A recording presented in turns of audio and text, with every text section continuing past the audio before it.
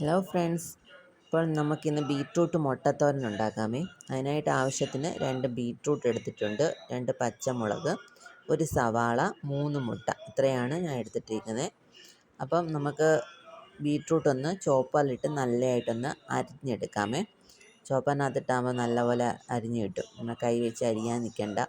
ചോപ്പറുള്ളവർ ചോപ്പറിനകത്തിട്ട് അങ്ങ് അടിച്ചെടുത്താൽ മതി. ഇതുപോലെ നല്ലതുപോലെ ഒന്ന് അരിഞ്ഞെടുത്തിട്ടുണ്ട്.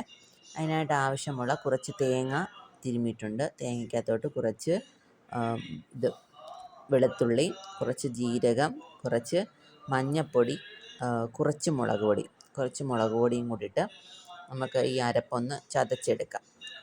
ഇത്തിരി അരഞ്ഞൊന്നും പോകരുത്, കുറച്ചൊന്ന് ചതച്ചെടുത്താൽ മതി. ഇതുപോലെ ഒന്ന് ചതച്ചെടുക്കണം.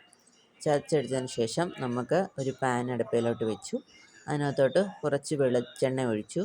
കുറച്ച് കടുകിട്ടു. കടുക് പൊട്ടിയതിന് ശേഷം കുറച്ച് കറിവേപ്പില ഇടുക. കറിവേപ്പിലയും കൂടി ഇട്ടിട്ട് നമുക്ക് അരിഞ്ഞു വച്ചിരിക്കുന്ന ആ ബീറ്റ്റൂട്ടും അരപ്പും എല്ലാം കൂടെ നമ്മുടെ അതിനകത്തോട്ട് ഇടുക. അതിനകത്തോട്ടിട്ടിട്ട് കുറച്ച് ഉപ്പും കൂടി ഇട്ട് നല്ലതുപോലെ ഒന്ന് മിക്സ് ചെയ്ത് കൊടുക്കാമേ.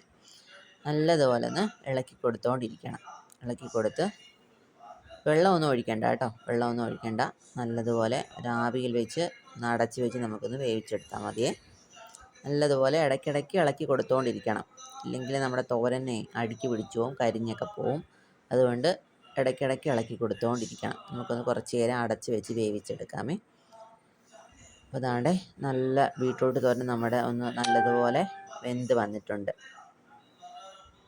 അപ്പം നമുക്ക് അതിനിടയ്ക്ക് കുറച്ച് നടുക്കോട്ടൊരു കുറച്ച് സ്ഥലം ഉണ്ടാക്കിയിട്ട് നമുക്കതിനകത്തോട്ട് മുട്ടയൊന്ന് ഒഴിച്ചു കൊടുക്കണം.